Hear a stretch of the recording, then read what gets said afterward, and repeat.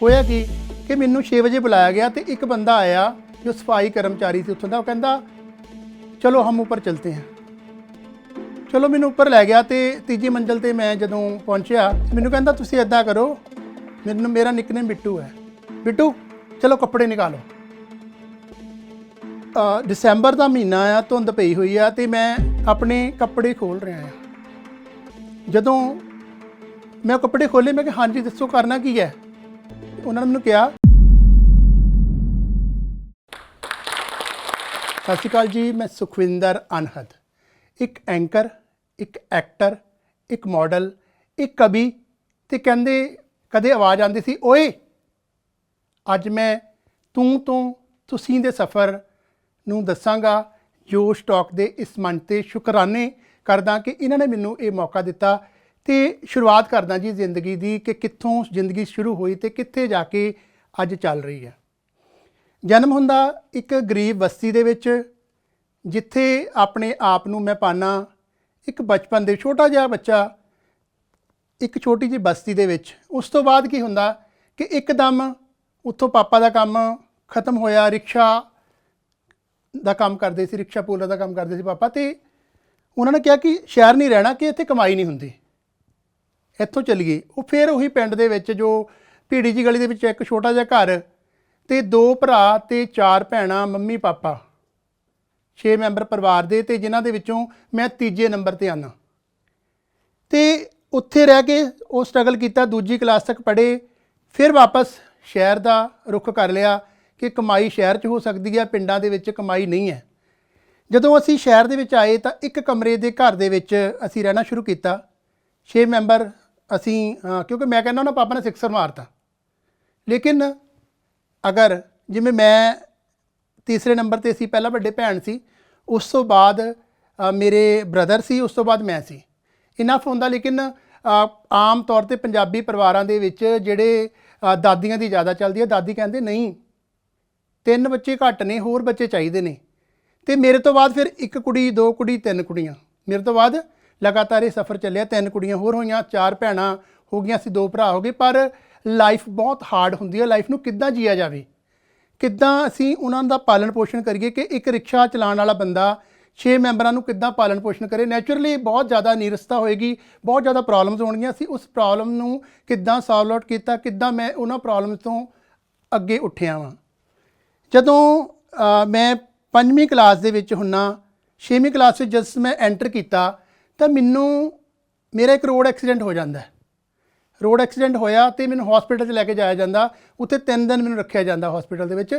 ਉੱਥੇ ਮੈਨੂੰ ਇੱਕ ਡਾਕਟਰ ਆ ਕੇ ਕਹਿੰਦਾ ਕਿ ਅੱਜ ਤੇਰਾ ਡਿਸਚਾਰਜ ਹੋਣਾ, ਕਿ ਤੂੰ ਇਸ ਹਸਪੀਟਲ 'ਚ ਕੰਮ ਕਰੇਂਗਾ। ਮੈਂ ਕਿਹਾ ਹਾਂਜੀ ਮੈਂ ਕੰਮ ਕਰੂੰਗਾ, ਕਿਉਂਕਿ ਮੈਨੂੰ ਪੈਸੇ ਦੀ ਬਹੁਤ ਲੋੜ ਸੀ। ਪੈਸਾ ਨਹੀਂ ਸੀ ਤੇ ਮੈਨੂੰ ਉਸ ਕਰਕੇ ਉਹਦੀ ਬਹੁਤ ਲੋੜ ਸੀ। ਤੇ ਕਹਿੰਦੇ ਠੀਕ ਆ। ਮੈਂ ਕਿਹਾ ਸਾਡਾ ਸਕੂਲ ਹੈ ਸਵੇਰੇ ਤਕਰੀਬਨ 12 ਵਜੇ ਤੋਂ ਲੈ ਕੇ 5 ਵਜੇ ਤੱਕ ਦਾ, ਸ਼ਾਮ ਦੀ ਸ਼ਿਫਟ ਹੈ, ਤੇ ਮੈਨੂੰ ਜ਼ਰੂਰੀ ਹੈ, ਮੈਂ ਕਰਾਂਗਾ। ਹੋਇਆ ਕੀ ਜੀ, ਉਹਨਾਂ ਨੇ ਮੈਨੂੰ ਜੋਬ 'ਤੇ ਰੱਖ ਲਿਆ। ਹੁਣ ਘਰਦਿਆਂ ਨੇ ਵੀ ਚਾਈਂ ਮੈਨੂੰ ਜੋਬ 'ਤੇ ਭੇਜਤਾ ਕਿ ਹਾਂ ਵੀ ਮੁੰਡੇ ਦੀ ਜੋਬ ਲੱਗ ਗਈ। ਉਮਰ ਕਿੰਨੀ ਹੈ ਜੀ ਉਸ ਸਮੇਂ? 13 ਸਾਲ ਦੀ ਉਮਰ। ਕਿ ਜਦੋਂ ਮੈਂ ਉਸ ਹਸਪੀਟਲ 'ਚ ਗਿਆ, ਪਹਿਲਾ ਦਿਨ ਮੈਨੂੰ ਬਹੁਤ ਵਧੀਆ ਲੱਗਾ ਕਿ ਹਾਂ ਮੈਂ ਪੁੜੀਆਂ ਬਣਾਈਆਂ, ਲੋਕਾਂ ਨੂੰ ਸਿਰਪ ਬਣਾ ਕੇ ਦਿੱਤੇ ਤੇ ਥਰਮਾਮੀਟਰ ਨਾਲ ਬੁਖਾਰ ਚੈੱਕ ਕਰਨ ਦੀ ਕੋਸ਼ਿਸ਼ ਕੀਤੀ, ਜੋ ਵੀ ਹੁੰਦਾ ਪਹਿਲੇ ਦਿਨ। ਲਗਾਤਾਰ ਮੈਨੂੰ ਇਸੇ ਤਰ੍ਹਾਂ ਜਾਂਦੇ 3 ਮਹੀਨੇ ਹੋ ਗਏ। ਇੱਕ ਦਿਨ ਮੈਨੂੰ ਕਿਹਾ ਗਿਆ ਕਿ ਤੂੰ ਸਵੇਰੇ 6 ਵਜੇ ਆਉਣਾ। ਮੈਨੂੰ ਲੱਗਿਆ ਕਿ ਸ਼ਾਇਦ ਕਈ ਵਾਰ ਆਪਰੇਸ਼ਨ ਥੀਏਟਰ ਦੇ ਵਿੱਚ ਨਾ ਅਸਿਸਟੈਂਟ ਦੀ ਲੋੜ ਹੁੰਦੀ ਹੈ, ਕਿ ਮੈਨੂੰ ਵੀ ਐਂਟਰ ਕਰਨ ਦੀ ਉੱਥੇ ਇਜਾਜ਼ਤ ਮਿਲੇਗੀ। ਕਿਉਂਕਿ ਮੈਂ ਅਕਸਰ ਦੇਖਦਾ ਹੁੰਦਾ ਸੀ ਜਿਹੜੇ ਵੱਡੇ ਮੁੰਡੇ ਸੀ ਨਾ ਹਸਪੀਟਲ 'ਚ, ਉਹ ਆਪਰੇਸ਼ਨ ਥੀਏਟਰ ਜਾਂਦੇ ਸੀ, ਬੜੇ ਖੁਸ਼ ਹੁੰਦੇ ਸੀ, ਹਾਂ ਅਸੀਂ ਅੱਜ ਸਰਜਰੀ ਦੇਖੀ ਆ। ਮੇਰਾ ਮਨ ਵੀ ਸੀ ਕਿ ਮੈਂ ਵੀ ਇੱਕ ਸਰਜਰੀ ਦੇਖਾਂ। ਹੋਇਆ ਕਿ ਮੈਨੂੰ 6 ਵਜੇ ਬੁਲਾਇਆ ਗਿਆ ਤੇ ਇੱਕ ਬੰਦਾ ਆਇਆ ਜੋ ਸਫਾਈ ਕਰਮਚਾਰੀ ਸੀ ਉੱਥੋਂ ਦਾ। ਉਹ ਕਹਿੰਦਾ ਚਲੋ ਹਮ ਉੱਪਰ ਚਲਤੇ हैं। ਚਲੋ ਮੈਨੂੰ ਉੱਪਰ ਲੈ ਗਿਆ ਤੇ ਤੀਜੀ ਮੰਜ਼ਲ 'ਤੇ ਮੈਂ ਜਦੋਂ ਪਹੁੰਚਿਆ ਤੇ ਮੈਨੂੰ ਕਹਿੰਦਾ ਤੁਸੀਂ ਇੱਦਾਂ ਕਰੋ, ਮੇਰਾ ਨਿਕਨੇਮ ਬਿੱਟੂ ਹੈ, ਬਿੱਟੂ ਚਲੋ ਕੱਪੜੇ ਨਿਕਾਲੋ। ਦਸੰਬਰ ਦਾ ਮਹੀਨਾ ਆ, ਧੁੰਦ ਪਈ ਹੋਈ ਆ ਤੇ ਮੈਂ ਆਪਣੇ ਕੱਪੜੇ ਖੋਲ ਰਿਹਾ ਆ। ਜਦੋਂ ਮੈਂ ਕੱਪੜੇ ਖੋਲ੍ਹੇ ਮੈਂ ਕਿਹਾ ਹਾਂਜੀ ਦੱਸੋ ਕਰਨਾ ਕੀ ਹੈ।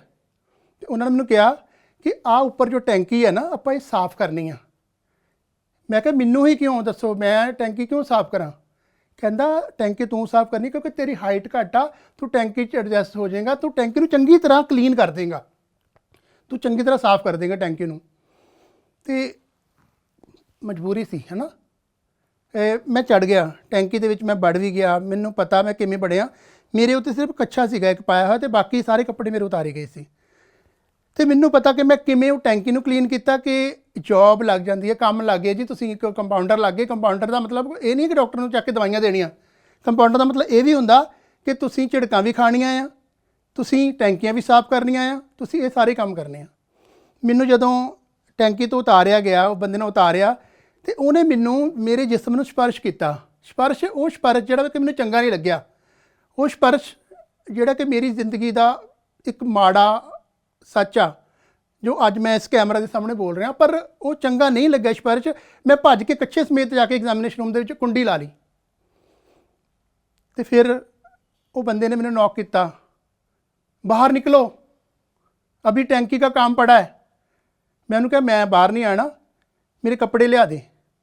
उन्हें मैनू उत्थे कपड़े लिया के दिते, मैं कपड़े पाए, तो मैं उस वक्त 6:30 बजे मैं वापस अपने घरे आ गया।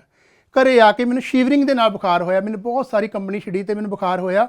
तो घर दे विच मम्मी पापा अनपढ़ आ, बच्चे होर छोटे आ, वड्डी भैन आ, उन्होंने लग्या कि नॉर्मली बुखार चढ़ गया होना, पर मैनू किस वजह नाल बुखार होया सी, वो टच नाल बुखार होया सी जां उहदी एक माड़ी नीयत दे नाल बुखार होया सी, ये नहीं पता। फिर गल इत्थे ही खत्म नहीं हुंदी कि एक स्ट्रगल की कहानी इत्थे ही खत्म नहीं हुंदी। फिर मैं जदों मैनू फिर कहंदे तू नाइट ड्यूटी ते आया कर, हुण तैनूं 3 महीने हॉस्पिटल 'च हो गए, तू रात की ड्यूटी करनी आ। रात की ड्यूटी दे विच एक दाई हुंदी सी ते एक नर्स हुंदी सी, एक मैं सी। मैनू पहली नाइट दे विच ही मतलब एक तकरीबन 30 कुछ साल की नर्स ने कोल बुलाया। मैनू लग्या कि जिवें मेरी माँ मैनू कोल बुला रही है, एक मैं बच्चा आ, मैनू मेरी माँ प्यार रही है। उन्हें मेरी गल्लां ते हत्थ रखिया, मैनू टच किया, मैनू हग किया। तो फिर मैनू लग्या एक बीइंग ए चाइल्ड, मैनू ये लग्या कि नहीं यार ये चंगा टच नहीं आ। उन्हें मैनू घूरिया, उन्हें मैनू डांटिया, नहीं तू मेरे नाल बैठ, मेरे नाल पै। मैनू पता कि मैं वो पल वो चीज़ किद्दां हंडाई अपने उत्ते।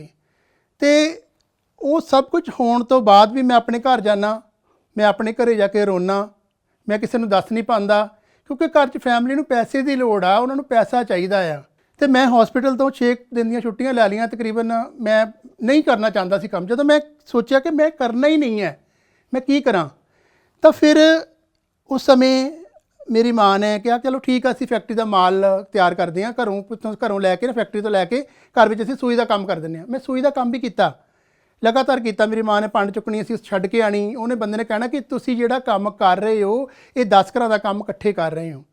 तो असीं करते रहे। तो फिर एक दिन उन्होंने कॉल आती है कि तू आना है दोबारा फिर हॉस्पिटल।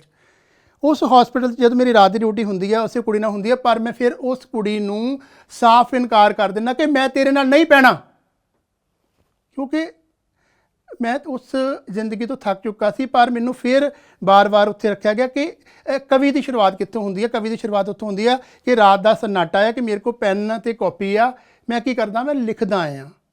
मैं लिखिया कि हंझू केरे जिंदगी वक्त दे हत्थों मजबूर होई, हंझू केरे जिंदगी वक्त दे हत्थों मजबूर होई, कोई ऐना ना रोया जिन्नी जिंदगी रोई, जिंदगी दे हंझूआं नाल तालाब इन्ने भर गए, कई इंसान इस तालाब विच गोते लाउंदे लाउंदे मर गए, कदे जिउंदी भी सी जिंदगी कदे जिउंदियां मोई, कोई ऐना ना रोया जिन्नी जिंदगी रोई। मतलब जदों मैं लिखिया तो जदों डॉक्टर साहब नूं नैक्सट डे उन्होंने पता लगा कि लिखदा भी आ, किसी ने उस कविता चों मेरा दर्द नहीं सुनिया भी हाँ भी ये कहंदे बहुत सोहना लिखिया, ये तो बहुत मैच्योर बंदे की गल है। चलो उत्थों मैं वो चीज़ छड्डी ते अपना 10वीं तक मैं उस हॉस्पिटल दे विच काम किया। उस तो बाद अगे गया मैं गवर्नमेंट कॉलेज दे विच। मैनूं मेरे दोस्त ने कहा सी सुखविंदर गवर्नमेंट कॉलेज आ, इत्थे पढ़ना आ, इत्थे आके तैनूं मतलब पैसे देने की लोड़ नहीं पैनी क्योंकि ये एक मैरिट ते आ। जदों उत्थे भी गया तो उत्थे पंगा सिर्फ जात पात का पै गया कि जातां पातां दे विच जिवें आपां SC BC का लिखते हैं तो SC BC करके मैं जनरल कैटेगरी का सी ते मेरा फार्म सब तो एंड ते सी ते रिजर्विंग कैंडीडेट 2 सी। 2 कैंडीडेट होने करके मैनू एक रखा गया वेटिंग दे विच। मैनू कहंदे कि तू पास होएगा, मैं कहा हाँ जी। कहते चल इदां कर फिर बैकवर्ड एरिया का सर्टिफिकेट बनवा लिया। ਚਲੋ ਉਹ ਬਣਾਉਣ ਵਿੱਚ ਵੀ ਕੁਝ ਦਿਨ ਲੱਗੇ ਤੇ ਮੈਂ ਗਵਰਨਮੈਂਟ ਕਾਲਜ ਦੇ ਵਿੱਚ ਐਂਟਰ ਹੋਇਆ। ਗਵਰਨਮੈਂਟ ਕਾਲਜ 'ਚ ਐਂਟਰ ਹੋਇਆ, ਗਵਰਨਮੈਂਟ ਕਾਲਜ ਮੈਂ +2 ਕੀਤੀ। ਉਸ ਤੋਂ ਬਾਅਦ ਵੀ ਜਦੋਂ ਮੈਂ +1 ਕੀਤੀ ਤੇ ਮੈਂ ਇੱਕ ਬਹੁਤ ਵਧੀਆ ਹਸਪੀਟਲ ਦੇ ਵਿੱਚ ਜੁਆਇਨ ਕਰ ਲਿਆ ਐਜ਼ ਅ ਸਟਾਫ ਮੈਂਬਰ। ਮੈਂ ਥੈਂਕਸ ਕਰਾਂਗਾ ਉਹਨਾਂ ਪਰਸਨੈਲਿਟੀਜ਼ ਦਾ, ਉਹ ਡਾਕਟਰਸ ਦਾ, ਜਿਨ੍ਹਾਂ ਨੇ ਮੈਨੂੰ ਬੱਚਿਆਂ ਵਾਂਗੂ ਪਿਆਰ ਦਿੱਤਾ ਪੜ੍ਹਾਈ ਦੇ ਵਿੱਚ, ਮੇਰੇ ਕੱਪੜੇ ਦੇਣ ਤੱਕ ਕਿ ਉਹਨਾਂ ਦੇ ਜਿਹੜੇ ਮਤਲਬ ਕੱਪੜੇ ਹੁੰਦੇ ਸੀ ਜਾਂ ਉਤਰੇ ਕੱਪੜੇ ਹੁੰਦੇ ਸੀ ਮੈਨੂੰ ਮਿਲ ਜਾਂਦੇ ਸੀ। ਮੈਂ ਉਹ ਪਾ ਕੇ ਵੀ ਆਪਣਾ ਗੁਜ਼ਾਰਾ ਕੀਤਾ ਤੇ ਮੈਂ ਜਿਵੇਂ ਪਹਿਲਾਂ ਹੀ ਦੱਸਿਆ ਕਿ ਮੈਂ ਤੂੰ ਤੋਂ ਤੁਸੀਂ ਦਾ ਸਫ਼ਰ ਤੈਅ ਕੀਤਾ। ਗ੍ਰੈਜੂਏਸ਼ਨ ਕੀਤੀ ਬਹੁਤ ਵਧੀਆ ਨੰਬਰਾਂ 'ਚ, MA ਪਾਰਟ 1 ਕੀਤੀ, ਫਿਰ ਮੈਂ ਡਿਪਲੋਮਾ ਫਾਰਮੇਸੀ 'ਚ ਕੀਤਾ, diploma in operation theatre technology 'ਚ ਕੀਤਾ। ਉਹ ਕਰਨ ਤੋਂ ਬਾਅਦ ਫਿਰ ਨਾਲ ਹੀ ਜਿਵੇਂ 2005 ਦੇ ਵਿੱਚ ਮੇਰਾ ਪਹਿਲਾ ਸ਼ੋਅ ਮੈਂ ਕੀਤਾ super model as a best Sikh personality. PTC channel Punjabi ਦੇ ਵਿੱਚ ਮੈਂ ਗਿਆ, ਵੀਰੈਂਟ ਆਫ ਨੇ ਮੈਟਰ ਪ੍ਰਾਈਡ ਦੇ ਵਿੱਚ ਗਿਆ ਤੇ ਉਹਦੇ ਵਿੱਚ ਵੀ ਮੇਰੀ 10ਵੀਂ ਪਲੇਸ ਪਈ। ਉਸ ਤੋਂ ਬਾਅਦ ਮਾਡਲਿੰਗ ਦੇ ਲਗਾਤਾਰ ਮੈਨੂੰ ਪੰਜਾਬੀ ਗਾਣੇ, ਠੀਕ ਹੈ ਜੀ, ਥੀਏਟਰ ਮੈਂ ਬਹੁਤ ਜ਼ਿਆਦਾ ਕੀਤਾ ਤੇ ਨਾਲ ਕਿਸੇ ਨੇ ਕਿਹਾ ਕਿ ਤੇਰਾ ਉਚਾਰਨ ਬਹੁਤ ਸੋਹਣਾ, ਤੂੰ ਬਹੁਤ ਵਧੀਆ ਬੋਲਦਾ ਹੈ, ਐਂਕਰਿੰਗ ਲਈ ਟਰਾਈ ਕਰ। ਹੁਣ ਮੈਂ ਫਿਰ ਐਂਕਰਿੰਗ ਲਈ ਟਰਾਈ ਕੀਤੀ, ਛੋਟੇ ਸ਼ੋਅਜ਼ ਕਰਨੇ ਸ਼ੁਰੂ ਕਰਤੇ ਤੇ ਉਹ ਸ਼ੋਅ ਕਰਨ ਤੋਂ ਮੈਨੂੰ ਇਹ ਲੱਗਿਆ ਕਿ ਹਾਂ ਮੈਂ ਐਂਕਰਿੰਗ ਕਰ ਸਕਦਾ ਵਾਂ। ਪਰ ਇਹਦੇ ਵਿੱਚ ਵੀ ਮੇਰੇ ਨਾਲ ਕੁਝ ਮਾੜੇ ਐਕਸਪੀਰੀਅੰਸ ਹੋਏ ਕਿ ਮੈਂ ਦੱਸਣਾ ਚਾਹੁੰਦਾ। ਇੱਕ ਦਿਨ ਘਰੋਂ ਗਿਆ ਜੀ ਮੈਂ ਤਿਆਰ ਸ਼ਿਆਰ ਹੋ ਕੇ ਵੀ ਮੈਂ ਸ਼ੋਅਜ਼ ਕਰਨਾ ਆ ਤੇ ਮੈਂ ਕੀਤਾ ਵੀ ਬਹੁਤ ਵਧੀਆ, ਉੱਥੇ ਜਾ ਕੇ ਐਂਕਰਿੰਗ ਕੀਤੀ, ਆਪਣਾ ਕੰਮ ਕੀਤਾ। ਤਕਰੀਬਨ 12-1 ਵਜੇ ਦਾ ਟਾਈਮ ਹੋ ਗਿਆ ਰਾਤ ਦਾ। ਉਹ ਆਪਣੇ ਇੱਕ ਚੀਫ ਗੈਸਟ ਨੂੰ ਸਨਮਾਨਿਤ ਕਰਨ ਲੱਗ ਗਏ, ਉਹਨਾਂ ਨਾਲ ਗੱਲਾਂ ਕਰਨ ਲੱਗ ਗਏ ਤੇ ਪਰ ਕਿ ਜਦੋਂ ਮੈਨੂੰ ਭੁੱਖ ਵੀ ਬਹੁਤ ਲੱਗੀ ਹੋਈ ਆ, ਠੀਕ ਆ ਜੀ, ਮੈਨੂੰ ਲੱਗਦਾ ਸੀ ਲੰਗਰ ਵੀ ਉਹਨਾਂ ਦਾ ਖਤਮ ਹੋ ਗਿਆ ਕਿ ਮਤਲਬ ਮੈਂ ਸੋਚਿਆ ਯਾਰ ਮੈਨੂੰ ਕੁਝ ਮਿਲ ਜੇ, ਖਾਣ ਨੂੰ ਮਿਲ ਜੇ, ਪਰ ਨਹੀਂ ਜੀ, ਮੈਂ ਭੀੜ ਦੇ ਵਿੱਚ ਵੈਸੇ ਉੱਥੇ ਸੀ। ਉਹ ਲੋਕ ਆਪਣੇ ਗੈਸਟ ਨਾਲ ਲੱਗੇ ਸੀ, ਮੈਂ ਆਪਣੀ ਉਧੇੜ ਬੁਣ 'ਚ ਲੱਗਾ ਹੋਇਆ ਸੀ ਕਿ ਮੈਨੂੰ ਕਦੋਂ ਪੇਮੈਂਟ ਮਿਲੂਗੀ। ਪੇਮੈਂਟ ਵੀ 1500 ਰੁਪਏ ਮਿਲਣੀ ਸੀ ਮੈਨੂੰ। ਤੇ ਜਦੋਂ ਉਸ ਤੋਂ ਬਾਅਦ ਕੀ ਹੋਇਆ ਕਿ ਜਦੋਂ ਮੈਂ ਪੁੱਛਿਆ ਲਾਸਟ ਵਿੱਚ, ਹਾਂਜੀ ਭਾਅ ਜੀ ਮੇਰੀ ਪੇਮੈਂਟ ਦੇ ਦਿਓ, ਕਹਿੰਦੇ ਪੇਮੈਂਟ ਤਾਂ ਜਿਹੜਾ ਮੁੰਡਾ ਨਾ ਜਿਹਨੇ ਆਰਗੇਨਾਈਜ਼ ਕਰਾਇਆ ਸੀ ਉਹ ਕਹਿੰਦਾ ਸੀ ਬਾਅਦ 'ਚ ਕਰਾਂਗੇ। ਤੁਸੀਂ ਸੋਚੋ ਕਿ ਇੱਕ ਬੰਦੇ ਨੇ ਕੰਮ ਕੀਤਾ ਹੋਵੇ, ਉਹਨੂੰ ਉੱਥੇ ਪੇਮੈਂਟ ਨਾ ਮਿਲੇ ਤੇ ਕੀ ਕਰੀਏ। ਕਿਉਂਕਿ ਅੱਜ ਤੱਕ ਮੈਂ ਜੋ ਥੀਏਟਰ ਲਈ ਜਾਂ ਆਪਣੇ ਸਟੇਜ ਲਈ ਕੰਮ ਕੀਤਾ, ਮੈਂ ਯੂਜ਼ ਹੀ ਹੋਇਆ, ਤਕਰੀਬਨ ਮੈਂ ਯੂਜ਼ ਹੀ ਹੋਇਆ। ਮੇਰੇ ਨਾਲ ਜੋ ਵੀ ਚੱਲਿਆ ਮੈਂ ਤਕਰੀਬਨ ਹਰ ਕਿਸੇ ਲਈ ਕੰਮ ਕੀਤਾ, ਲੇਕਿਨ ਲੋਕਾਂ ਨੇ ਮੇਰੇ ਲਈ ਕੰਮ ਨਹੀਂ ਕੀਤਾ ਕਿਉਂਕਿ ਮੈਂ ਸਟੇਜ ਦਿੱਤੀ ਅਗਲੇ ਨੂੰ, ਆਪਣਾ ਆਵਾਜ਼ ਦਿੱਤੀ, ਆਪਣਾ ਸਟਾਈਲ ਦਿੱਤਾ, ਲੇਕਿਨ ਮੈਨੂੰ ਕੁਝ ਨਹੀਂ ਮਿਲਿਆ। ਪਰ ਕੁਝ ਚੰਗੇ ਲੋਕ ਵੀ ਮਿਲੇ, ਜਿਹਦੇ ਵਿੱਚ AR ਸੈਣੀ ਗਲੈਮਰ ਅਵਾਰਡ, ਜਿਨ੍ਹਾਂ ਦੇ ਨਾਲ ਮੈਂ ਲਗਾਤਾਰ ਕੰਮ ਕੀਤਾ। ਸਲੀਮ ਦੇ ਨਾਲ ਮੈਂ ਸਟੇਜ ਸ਼ੇਅਰ ਕੀਤੀ, ਰਵਿੰਦਰ ਗਰੇਵਾਲ ਨਾਲ ਸਟੇਜ ਸ਼ੇਅਰ ਕੀਤੀ, ਸੰਗਰਾਮ ਹੰਜਰਾ ਦੇ ਨਾਲ ਸਟੇਜ ਸ਼ੇਅਰ ਕੀਤੀ। ਤੇ ਉਹੀ ਗੱਲ ਆ ਕਿ ਉਹ ਬੱਚਾ, ਛੋਟਾ ਜਿਹਾ ਬੱਚਾ ਜੋ ਇੱਕ ਬਹੁਤ ਵੱਡੇ ਪਰਿਵਾਰ ਦਾ ਹਿੱਸਾ ਸੀ, ਜਿਹਨੂੰ ਇੱਕ ਸੈਕਸੁਅਲ ਹਰਾਸਮੈਂਟ ਵੀ ਮਿਲੀ, ਕਿਸੇ ਬੰਦੇ ਤੋਂ ਵੀ ਮਿਲੀ, ਕਿਸੇ ਇੱਕ ਔਰਤ ਤੋਂ ਮਿਲੀ ਜਿਹਨੂੰ ਆਪਣੀ ਮਾਂ ਵਾਂਗੂ ਸਮਝਿਆ ਸੀ। ਉਹ ਹਰਾਸਮੈਂਟ ਹੋਣ ਦੇ ਬਾਵਜੂਦ ਵੀ ਇੱਕ ਸਟਿਗਮਾ ਜਿਹਾ ਰਿਹਾ ਮੇਰੇ ਉੱਤੇ, ਇੱਕ ਸਟਿਗਮਾ, ਇਹ ਦਾਗ ਜਿਹਾ ਰਿਹਾ ਕਿ ਮੈਨੂੰ ਡਰ ਲੱਗਦਾ ਹੁੰਦਾ ਅੱਜ ਵੀ ਕਿ ਮੈਨੂੰ ਕੋਈ, ਮੈਂ ਇਕੱਲਾ ਆਪਣੇ ਨੂੰ ਇਕੱਲਾ, ਜਿਵੇਂ ਮੈਂ ਇਕੱਲਾ ਰੱਖਣਾ ਚਾਹੁੰਦਾ ਕਮਰੇ ਦੇ ਵਿੱਚ ਵੀ, ਕਿ ਮੇਰੇ ਨਾਲ ਕੋਈ ਨਾ ਹੋਵੇ, ਮੈਨੂੰ ਜਦੋਂ ਮੈਂ ਕਿਤੇ ਜਾਵਾਂ ਵੀ, ਆਊਟ ਆਫ ਸਟੇਸ਼ਨ ਵੀ ਜਾਵਾਂ, ਮੈਂ ਕਿਸੇ ਨੂੰ ਆਪਣੇ ਨਾਲ ਸੁਲਾ ਨਹੀਂ ਸਕਦਾ ਅੱਜ ਵੀ। ਕਿ ਮੈਨੂੰ ਉਹ ਚਿਹਰੇ ਜਿਹੜੇ ਮੈਨੂੰ ਕਹਿੰਦੇ ਸੀ ਸਫਾਈ ਕਰਮਚਾਰੀ ਦੇ ਚਿਹਰੇ, ਉਹ ਨਰਸ ਦੇ ਚਿਹਰੇ ਮੇਰੇ ਅੱਗੇ ਆ ਜਾਂਦੇ ਆ। ਤੇ ਇੱਕ ਸਕਸੈਸ ਪਰਸਨ ਹੋਣ ਦੇ ਨਾਤੇ ਤੇ ਮੈਂ ਅੱਜ ਤੱਕ ਹੁਣ ਜੋ ਵੀ ਕਰ ਰਿਹਾ, ਪਰ ਉਹਦੇ 'ਚ ਇੱਕ ਡਰ ਆ। ਮੈਂ ਹਰ ਇੱਕ ਪੇਰੈਂਟਸ ਨੂੰ ਕਹਿਣਾ ਚਾਹਾਂਗਾ, ਚਾਹੇ ਬੱਚੇ ਤੁਹਾਡੇ 2 ਆ, 3 ਆ, 4 ਆ, 5 ਆ, 6 ਆ, ਜਿੰਨੇ ਮਰਜ਼ੀ ਆ, ਪਰ ਕਿਰਪਾ ਕਰਕੇ ਆਪਣੇ ਬੱਚਿਆਂ ਨੂੰ ਜੌਬ 'ਤੇ ਨਾ ਲਾਓ। ਐਟਲੀਸਟ ਲਾਓ, ਪਰ 13 ਸਾਲ ਦੀ, 12 ਸਾਲ ਦੀ ਉਮਰ 'ਚ ਬੱਚੇ ਨਾ ਲਾਓ। ਅਗਰ ਬੱਚਾ ਤੁਹਾਡਾ ਆ ਕੇ ਜੌਬ ਤੋਂ ਆ ਕੇ ਅਪਸੈਟ ਆ, ਉਹਦੇ ਨਾਲ ਗੱਲ ਕਰੋ ਵੀ ਕੀ ਪ੍ਰੋਬਲਮ ਆ ਉਹਨੂੰ, ਕੀ ਉਹਦੇ ਨਾਲ ਤਾਂ ਨਹੀਂ ਕੁਛ ਇੱਦਾਂ ਦਾ ਵਾਪਰਿਆ। ਅਗਰ ਹੈ ਇੱਦਾਂ ਦਾ, ਪਲੀਜ਼ ਜਾ ਕੇ ਫਾਈਂਡ ਆਊਟ ਕਰੋ। ਕਿਉਂਕਿ ਦੇਖੋ ਲਾਈਫ ਦੇ ਵਿੱਚ ਇੱਕ ਵੀ ਸਟਿਗਮਾ ਲੱਗ ਗਿਆ, ਇੱਕ ਵੀ ਦਾਗ ਲੱਗ ਗਿਆ ਤਾਂ ਸਾਰੀ ਜ਼ਿੰਦਗੀ ਨੀਰਸ ਬਣ ਜਾਂਦੀ ਆ। ਅਤੇ ਅੱਜ ਮੇਰੀ ਫੈਮਿਲੀ ਦੇ ਵਿੱਚ ਮੇਰੀਆਂ ਭੈਣਾਂ ਦੇ ਵਿਆਹ ਕਰ ਚੁੱਕੇ ਹਾਂ, ਕਿਉਂਕਿ ਪਹਿਲਾਂ ਵੱਡੀ ਭੈਣ ਦਾ ਵਿਆਹ ਹੋਇਆ, ਫਿਰ ਮੇਰੇ ਭਰਾ ਦਾ ਵਿਆਹ ਹੋਇਆ ਅਤੇ ਉਹਦੇ ਨਾਲ ਹੀ ਮੇਰੇ ਤੋਂ ਛੋਟੀ ਸਿਸਟਰ ਦੀ ਮੈਰਿਜ ਕਰ ਦਿੱਤੀ ਗਈ ਕਿ ਫੈਮਿਲੀ 'ਚ ਮੈਂਬਰ ਜ਼ਿਆਦਾ ਵੀ ਇੱਕ ਥਾਲੀ 'ਚ ਸਰ ਜੂਗਾ।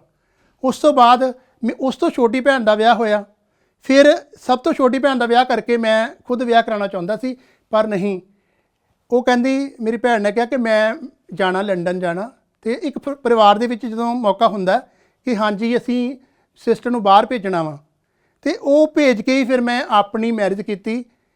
ਸਾਡੇ ਖਾਨਦਾਨ ਦੇ ਵਿੱਚ ਮੈਂ ਪ੍ਰਾਊਡਲੀ ਕਹਿ ਸਕਦਾ ਕਿ ਮੈਂ ਪਹਿਲਾ ਗ੍ਰੈਜੂਏਟ ਹਾਂ, ਪਹਿਲਾ ਮੈਡੀਕਲ ਦਾ ਇੱਕ ਸਟੂਡੈਂਟ ਹਾਂ। ਮੇਰੀ ਸਿਸਟਰ ਪਹਿਲੀ ਇਹਦੇ ਵਿੱਚ MA ਆ। ਪਹਿਲੀ ਭੈਣ ਸਾਡੇ ਖਾਨਦਾਨ ਦੇ ਵਿੱਚੋਂ ਬਾਹਰ ਪੈਰ ਰੱਖਿਆ, ਉਹ ਵੀ ਅੱਜ ਸੈਟਲ ਆ। ਅਤੇ ਇਸੇ ਤਰ੍ਹਾਂ ਲਾਈਫ ਦਾ ਸਫ਼ਰ ਚੱਲਦਾ ਰਹੂਗਾ, ਪਰ ਗੁਜ਼ਾਰਿਸ਼ ਹੈ ਕਿ ਸਾਰੇ ਹੀ ਉਹਨਾਂ ਪੇਰੈਂਟਸ ਨੂੰ ਕਿ ਆਪਣੇ ਤੁਹਾਡੇ ਬੱਚੇ 'ਚ ਬਹੁਤ ਪੋਟੈਂਸ਼ੀਅਲ ਹੋ ਸਕਦਾ, ਮੇਰੇ ਵਿੱਚ ਵੀ ਬਹੁਤ ਪੋਟੈਂਸ਼ੀਅਲ ਹੋ ਸਕਦਾ ਸੀ ਜਿਵੇਂ ਮੈਂ ਚੱਲ ਰਿਹਾ, ਪਰ ਮੈਨੂੰ ਕਿਤੇ ਨਾ ਕਿਤੇ ਠੇਸ ਲੱਗੀ। ਕਿਤੇ ਇੱਦਾਂ ਨਾ ਹੋਵੇ ਕਿ ਅਨਪੜ੍ਹਤਾ ਕਰਕੇ ਤੁਸੀਂ ਆਪਣੇ ਬੱਚੇ ਨਾਲ ਗੱਲ ਨਾ ਕਰ ਪਾਓ। ਅੱਜ ਕੱਲ੍ਹ ਬਹੁਤ ਪੜ੍ਹੇ ਲਿਖੇ ਲੋਕ ਆ, ਮੈਂ ਥੋੜ੍ਹੀ ਪੁਰਾਣੀ ਗੱਲ ਕੀਤੀ ਹੈ, ਪਰ ਤੁਸੀਂ ਆਪਣੇ ਬੱਚਿਆਂ ਨਾਲ ਐਟਲੀਸਟ ਵਿਚਰੋ, ਉਹਨਾਂ ਦੇ ਨਾਲ ਜੀਓ। ਅੱਜ ਇੰਟਰਨੈਟ ਦਾ ਜ਼ਮਾਨਾ, ਫੋਨ ਦਾ ਜ਼ਮਾਨਾ, ਹਰ ਇਨਸਾਨ ਫੋਨ 'ਤੇ ਲੱਗਾ ਹੋਇਆ, ਪਰ ਕੁਛ ਸਮਾਂ ਆਪਣੇ ਬੱਚਿਆਂ ਨਾਲ ਵੀ ਕੱਢੋ। ਮੈਨੂੰ ਇਸ ਸਫ਼ਰ ਦੇ ਦੌਰਾਨ ਜੋ ਚੰਗੇ ਮਾੜੇ ਲੋਕ ਮਿਲੇ, ਉਹਨਾਂ ਸਾਰਿਆਂ ਦਾ ਸ਼ੁਕਰੀਆ, ਕਿਉਂਕਿ ਕੁਛ ਤਾਂ ਚੰਗੇ ਲੋਕ ਵੀ ਐਕਸਪੀਰੀਅੰਸ ਦੇ ਕੇ ਜਾਂਦੇ, ਉਹ ਤਾਂ ਦਿੰਦੇ ਹੀ ਆ। ਜਿਹੜੇ ਮਾੜੇ ਐਕਸਪੀਰੀਅੰਸ ਹੁੰਦੇ ਆ, ਤੇ ਉਹਨਾਂ ਨੇ ਮਾੜਾ ਐਕਸਪੀਰੀਅੰਸ ਦਿੱਤਾ, ਪਰ ਮੈਂ ਬਹੁਤ ਕੁਝ ਸਿੱਖਿਆ। ਇਸ ਵੀਡੀਓ ਬਾਰੇ ਆਪਣੀ ਰਾਏ ਕਮੈਂਟ ਸੈਕਸ਼ਨ ਵਿੱਚ ਸਾਨੂੰ ਦੱਸੋ ਅਤੇ ਆਪਣੇ ਮਿੱਤਰਾਂ ਨਾਲ ਇਹ ਵੀਡੀਓ ਸ਼ੇਅਰ ਕਰਨਾ ਨਾ ਭੁੱਲਿਓ।